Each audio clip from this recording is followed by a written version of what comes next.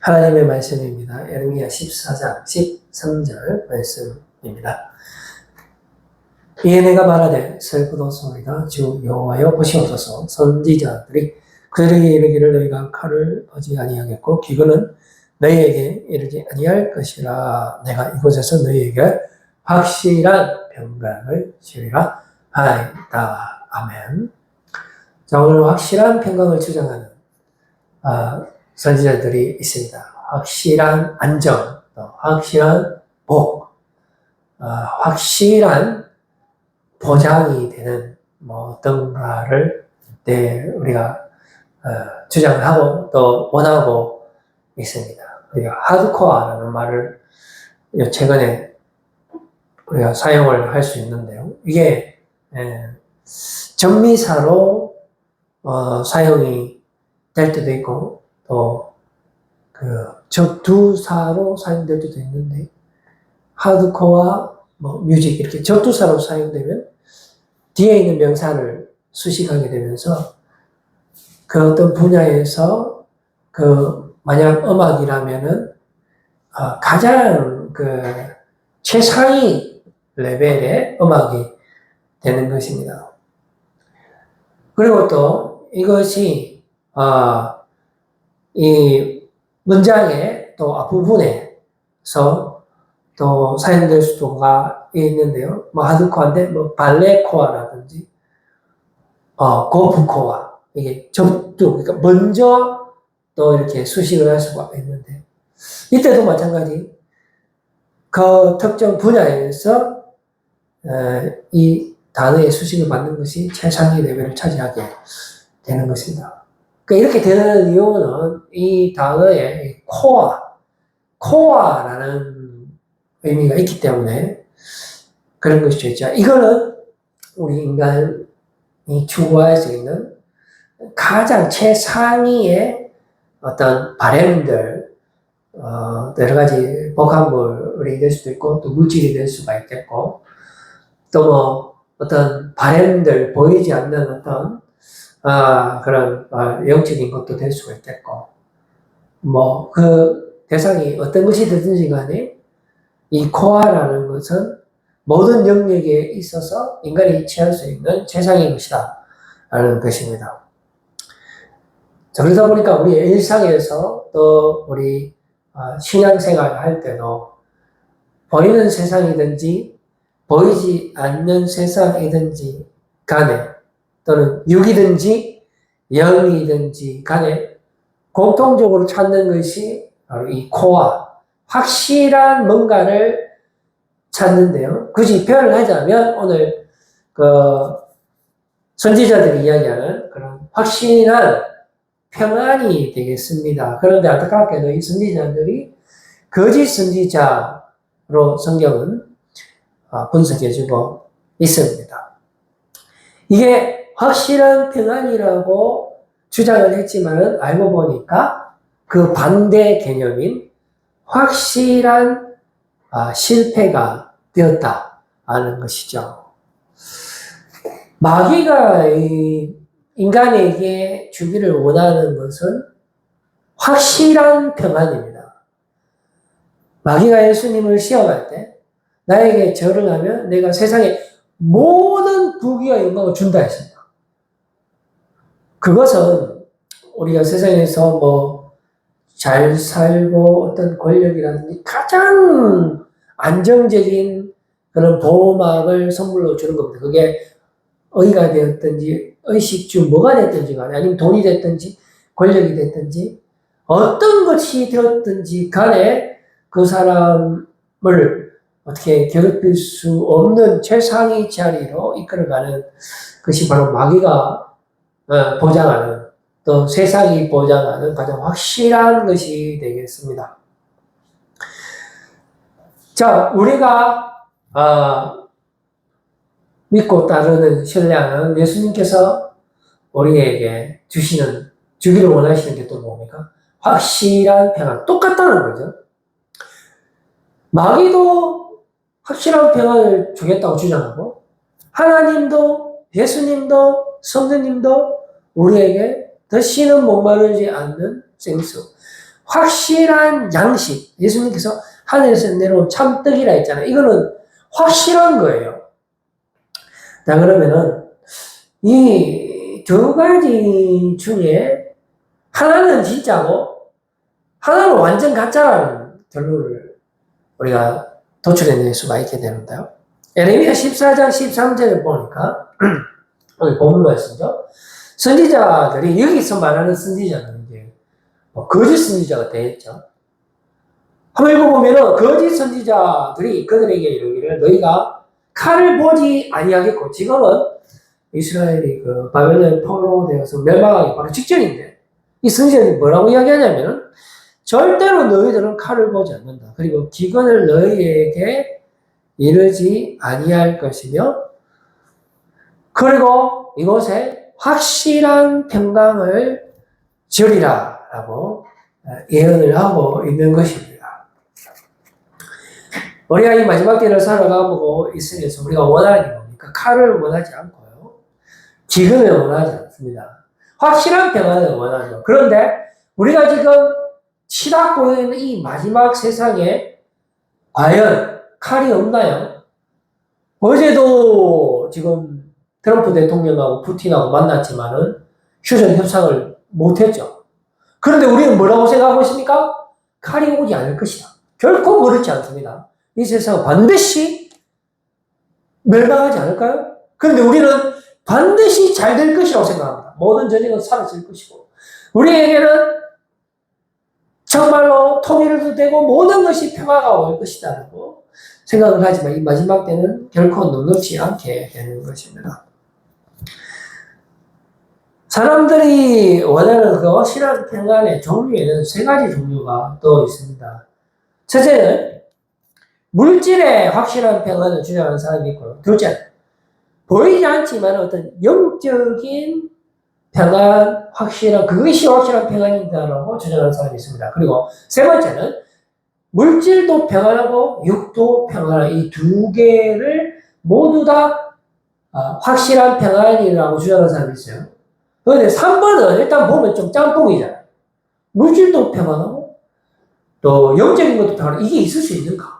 어떻게 물질과 영이 섞일 수 있는가? 물과 기름 같은 조제가 섞이는데 이거는 좀 별로 신뢰가 가지 않는다 해서 일단 3번은 제끼놓고 1번은 당연한 거니까 누구라도 우리는 돈을 좋아합니다. 누구라도 우리는 휴가를 좋아하고 또 아파트 더 큰 데 살기를 좋아하고 이거 거부하는 사람이 아무도 없기 때문에 1번도 제끼놓고 2번이 좀 독특한 사람이에요. 2번은 물질 필요 없고 영적인 평안만 있으면 그것이야말로 확실한 평안이다라고 주장하는 사람이 이 마지막 때에 많이 있습니다.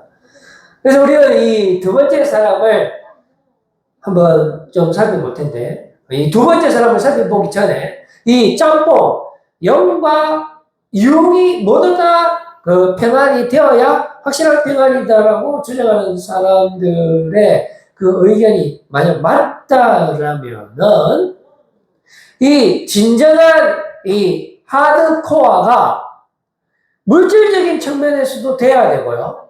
영적인 측면에서도 되어야 진정한 올 하드코어가 되겠죠. 그렇지 않습니까? 어떤 영적인 데만 평안이 있고 우리의 일상의 삶에서는 평안이 없다라면은 이 사람의 균형 감각이 바로 잡히지 않고 따라서 그 사람이 누릴 수 있는 그런 행복도 온전치 않을 것입니다. 이 말을 뒤집어서 말하면 우리의 영과 육이 분리가 되지 않습니다. 어떤 사람은 분리가 된다라고 생각하면서 어떤 영적인 삶만 사는 사람이 있습니다. 모든 가족을 버리고 수도 같은 데 올라가서 어떤 영적인 삶을 사는 사람이 있어요. 그런데 그 사람한테 어떤 기자가 가서 물어봤습니다. 당신이 평안합니까? 아이고 내 처자식이 지금 잘 사는지 걱정이 됩니다. 이렇게 된다는 거죠. 그리고 육적으로 쾌락을 정말로 누리면서 사는 사람한테 물어봤습니다. 당신은 지금 삶에 만족합니까? 그랬을 때 그 사람은 아이고 저는 몸은 편하지만 항상 내 죄책감과 수치심 때문에 하루도 편안한 날이 없습니다. 라고 이야기하게 될 것입니다. 자, 이제 논란이 가는 두 번째 확실한 평안, 바로 영적인 평안을 누리는 사람이 말하는 것이 과연 확신한 평안이 될 것인가 한번 살펴보면은, 이 사람들의 특징은 주로 꿈을 꾸는 거예요. 에레미야 23장 25절에서 29절 말씀에 보면은 이 사람들은 이 꿈을 꿉니다. 그래서 자기가 꿈에서 보았던 것이 확실한 평안이라고 생각하면서 일상의 삶을 등한시 여기거나 무시합니다. 그래서 나중에는 성육신하신 예수님도 그 부분은 별로 중요하지 않거나 심지어 무시하는 사람도 있습니다. 그런데 이게 영은 영이고 육은 육이다라는 말씀처럼 애초에 이 영과 육이 섞일 수 있는 것이 아니에요. 영은 그야말로 영이고 육은 육인데 우리는 육에 속했기 때문에 영에 있는 것을 본닥하는 자체, 꿈으로 그것을 본닥하는 자체가 승리가 안 됩니다. 에레미야 23장 25절 29절 말씀에 보면 내 이름으로 거짓을 예언하는 선지자들이 뭐라고 이야기하냐면 내가 꿈을 꾸었다고 말하는 것을 네가 들었구나. 26절에 거짓을 예언하는 선지자들이 언제까지 이 마음을 품겠느냐. 그들은 그 마음에 강경한 것을 예언하니라.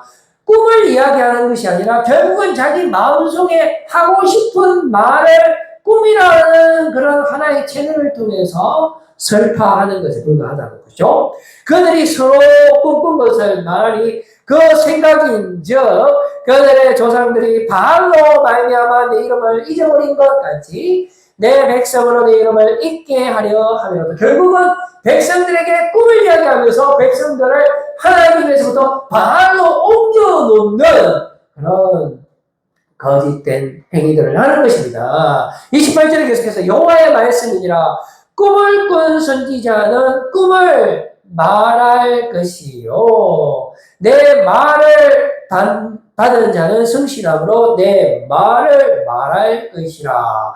그러니까 꿈을 꾼 선지자는 꿈을 말할 것이지만 내 말을 받은 자는 성실함으로, 여기 성실이 나오죠. 내 말을 말할 것이라. 겨가 어찌 알곡과 같겠는. 겨와 알곡도 모두 다 이게 물질이라는 거죠. 그리고 겨는 쉽게 날아가고 알곡은 속이 가득 찬 거죠. 그리고 여호와의 말씀이라 내 말이 여기 불이 나와. 불같이 아니하냐 바위를 쳐서 부스러뜨리는 방망이 같이 아니하냐. 불과 방망이, 바위 모두 다 이 물질입니다. 이게 영적인 것을 이야기하지 않고 있죠. 그래서 사도 바울도 로마서 7장 23절 말씀에 보면은 내 지체 속에서 한 다른 법이 내 마음의 법과 싸워 내 지체 속에 있는 죄의 법으로 나를 사로잡는 것을 보는도다. 결국은 영을 주장한다라고 이야기하지만 마음의 지배를 받고 다른 말로 표현하면 육의 지배를 받아서 그 율법에 사로잡히고 육신의 나약함에 사로잡혀가는 자신의 모습을 본다라고 사도 바울은 고백을 하고 있습니다. 그래서 결과적으로 이 영의 확실한 평안을 주장하는 사람은 결국은 죄의 법, 육신의 법에 갇히게 되고 결국은 물질만 주장하는 사람들과 똑같이 되는 것입니다. 따라서 인간이 추구하는 확실한 평안은 역시 물질적인 평안에 불과하다는 것을 우리가 알게 됩니다. 그래서 에레미야 17장 1절에 보면 인간이 추구하는 것은 확실한 범죄에 불과하다는 겁니다. 유다의 죄는 금강석 끝 철필로 기록되다. 이게 정 같은 건데, 뾰족한 건데요. 이게 뭐로 만들었냐면은 금강석 끝 철필로 어디에 적습니까? 그들의 마음판과 그들의 심지어 제단 뿔에 새겨졌거든요. 이스라엘 백성들이 십계명을 받을 때도 아론을 중심으로 금송아지 우상을 만들었듯이 이들이 하나님께 예배를 드린다고 하면서도 결국 그들이 원하는 그 확실한 평안이라는 것은 그 철 끝, 금강석 끝으로 그 마음의 결국은 그 마음도 물질의 근간을 둔 마음으로 오염된 거죠. 그래서 그 마음에 깊숙이 새기는 겁니다. 이거는 모든 사람이 가는 길이에요. 지금도 우리는 이 하드코어에 사는데 거기서 벗어날 수 있는 사람은 아무도 없어요. 그것을 지울 수가 없습니다. 왜냐하면 마음판에 그 건강성으로 적었기 때문에 우리가 무슨 세수를 한다고 해서 그것이 지워지지 않는 것입니다. 이게 바로 죄의 문제를 의미하는 것인데 우리의 힘으로는 죄를 해결할 수가 없습니다. 또 죄를 해결하고 싶지도 않는 것이에요. 그리고 또 인간이 추구하는 확실한 지식이 있습니다. 이게 결국은 확실한 평안이라는 것인데요.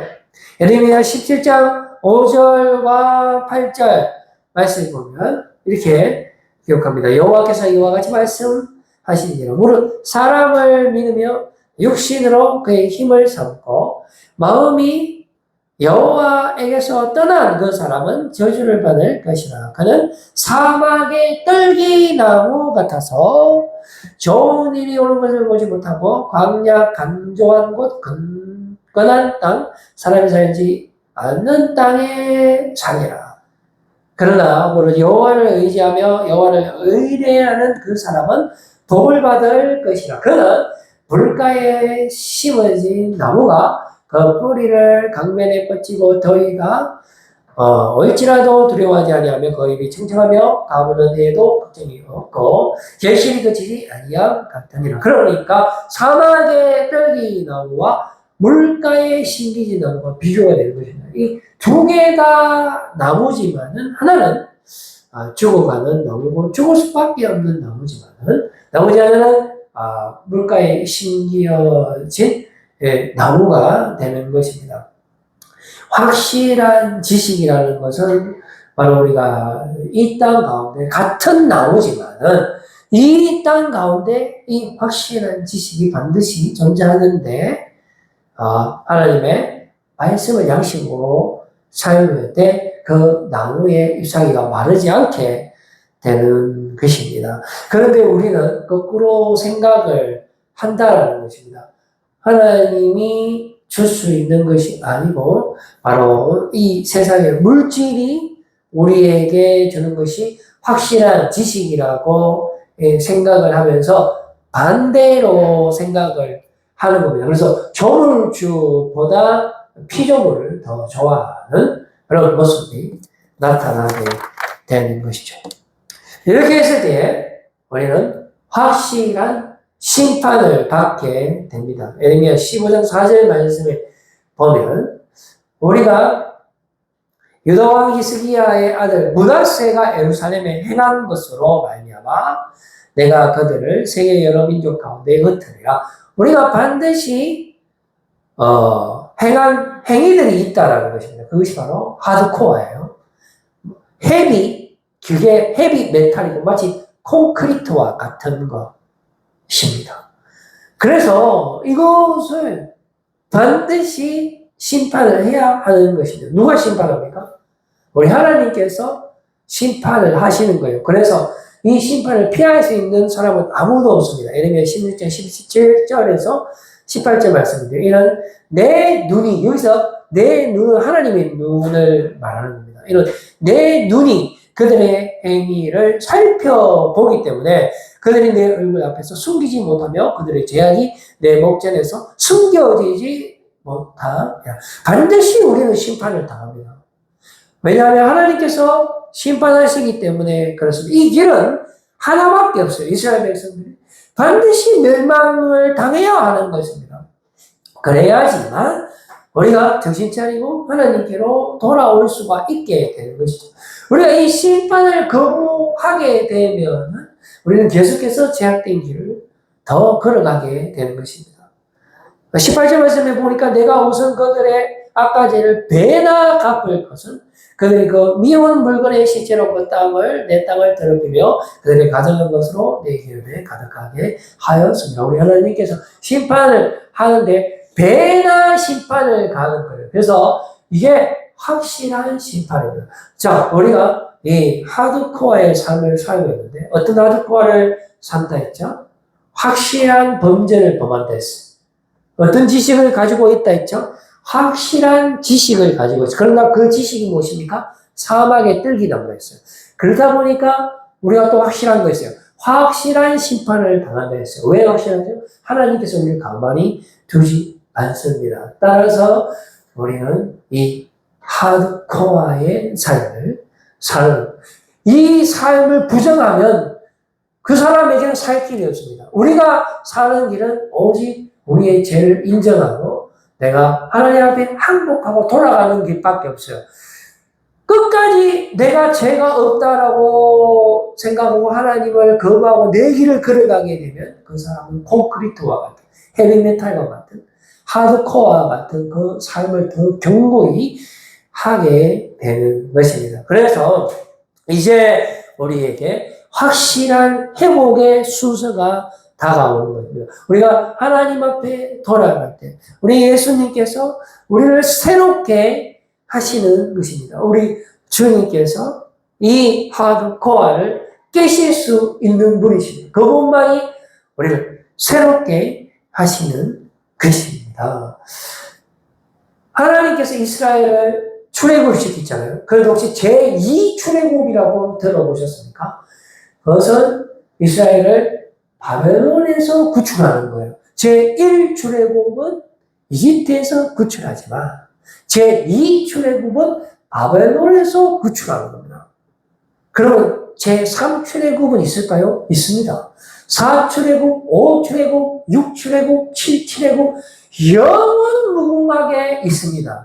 지금 우리 마지막 때를 살고 있는데 7777 출애굽일 수도 있어요. 그럼 그 전에 무슨 일이 일어날까요? 또 죄를 짓습니다. 그래서 하드코어입니다. 그래서 헤비메탈입니다. 절대로 벗어날 수 없어요. 이 길은 오직 한 길입니다. 그랬을 때 우리가 확실한 심판을 받죠. 왜냐? 죄값을 치워야 되기 때문에. 그런데 우리의 육신에 연약해서 할 수 없는 이 율법의 요구를 누가 대속하십니까? 우리 예수님께서 우리를 죄에서 건져주신 겁니다. 우리를 이 헤비메탈 세상, 이 콘크리트 같은, 하드코어 같은 이 세상에서 우리가 율법이 연약해서, 육신이 연약해서 벗어날 수 없는 이것을 우리 주님께서 우리를 건져주시는 줄로 믿으시기를 바랍니다. 에레미야 16장 14절에서 16절 말씀에 여호와의 말씀이니라. 그러나 보라 날이 이르리니 다시는 이스라엘 자손을 애굽 땅에서 인도하여 내신 여호와 앞에서 살아계심을 두고 맹세하지 아니하고, 이제는 뭡니까? 이스라엘 자손을 북방 땅과 그쪽에 갔던 모든 나라에서 인도하여 내신 여호와 앞에서 살아계심을 두고 맹세하리라. 내가 그들의 조상들에게 준 그들의 땅으로 인도하여 드리리라. 여기서 중요한 게 뭡니까? 순서가 중요해요. 순서. 첫 번째는 우리가 확실한 지식을 가지고 있다. 그런데 그 지식은 피조물과 조물주를 바꾸는 게 확실하다는 겁니다. 지나가는 사람들 다 물어보세요. 예수님 믿고 사는 것이 참 양식입니까? 세상이 주는 그런 부귀영화를 마시면서 먹는 게 참 확실한 평안입니까? 사람들 100%다 세상이 주는 것이 확실한 평안이라고 이야기합니다. 오늘 본문에서 거짓 선지자도 그렇게 이야기하고 있어요. 그래서 그것이 확실한 지식이 먼저입니다. 자, 그 다음에 뭡니까? 그것이 거꾸로 되었기 때문에 그들이 하는 모든 행위들은 금강석 끝을 갈아서 만반의 시체기는 확실한 범죄에 불과하다. 따라서 우리 주님께서 그들을 확실하게 심판하시기 때문에 절대로 도망가지 못합니다. 그런데 나는 죄가 없습니다. 나는 오직 축복의 사람입니다라고 주장하는 사람은 이거는 순서가 잘못된 거예요. 철저하게 회개해야 됩니다. 나는 내 마음이 온통 죄악의 노예로 살았습니다. 내가 알고 있는 모든 지식들이 세상의 험한 것들입니다. 따라서 주님께서 나에게 긍휼을 베풀어 주시옵소서, 주께서 나를 살려주시옵소서라고 주님께로 돌아간 다음에야 우리에게 확실한 회복이 나타나게 되는 것입니다. 그런데 확실한 회복이 그냥 되겠습니까? 세상에 공짜는 없습니다. 모든 것이 확실하기 때문이죠. 따라서 이것을 우리의 죄를 없게 하실 수 있는 분은 죄가 없으신 전능하신 하나님이신 예수님만이 우리를 새롭게 할 수 있는 겁니다. 그래서 이 하드코어에서 우리를 건져내실 수 있는 분은 예수 그리스도밖에 없고, 이 순서에서 우리가 만날 수밖에 없는 바로 그분은 예수 그리스도밖에 없는 줄 믿으시길 바랍니다. 이 마지막 세상에서 왜 하드코어에서 우리를 살릴 수 있는 분은 예수 그리스도 십자가 보혈의 피의 능력으로 말미암아 우리의 죄를 깨끗게 하여 주시고 없게 하여 주시고 우리를 어둠에서 빛으로 건져주시는 분이심을 여러분들 믿으시고 확실한 평안은 우리 예수 그리스도로 말미암아 우리에게 주어진다 하는 사실을 여러분들 꼭 믿으시고 이 마지막 때에 이 확실한 거짓 평안에서 오직 예수 그리스도의 은혜로 넉넉히 벗어나시고 구원받으시는, 그래서 또 다른 콘크리트에 갇혀있는 사람들을 구원하는 일에 쓰임받는 여러분들 다 되시길 바랍니다. 사탄 마귀가 주는 것 확실한 핵이 코어하지만 그러나 주님께서 주시는 것이야말로 진정한 평안이다라는 것을 믿으시는 여러분들 되시길 바랍니다. 기도하겠습니다. 하나님 아버지,